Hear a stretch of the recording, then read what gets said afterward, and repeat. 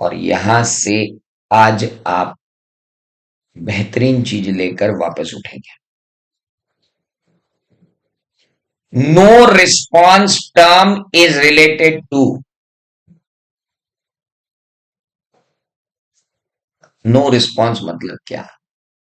A failure of confirming party.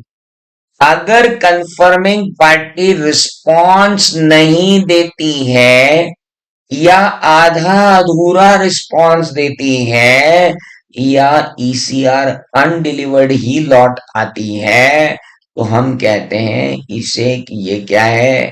No response.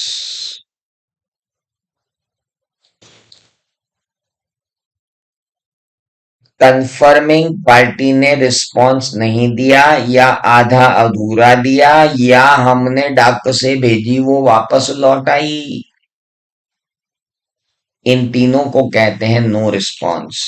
लेकिन अब है एक ब्रेकिंग न्यूज का समय।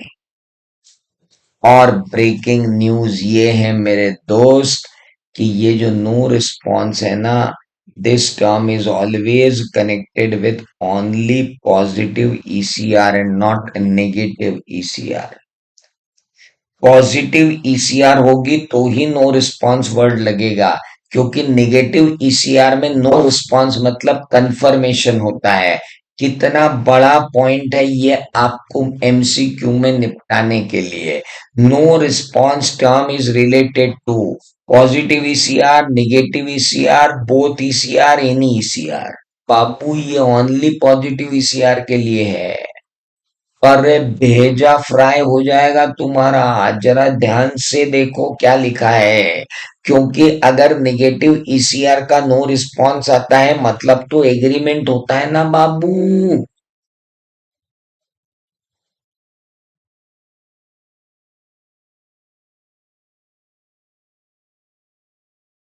इतना सन्नाटा क्यों है भाई? कुछ समझ में आया? क्या बोला मैं?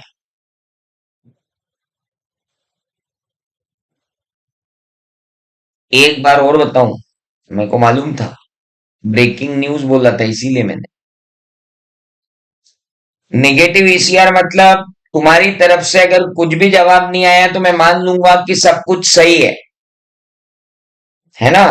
तो नो रिस्पॉन्स अगर नेगेटिव ईसीआर के अगेंस्ट है तो अपन मान लेंगे सब कुछ सही है।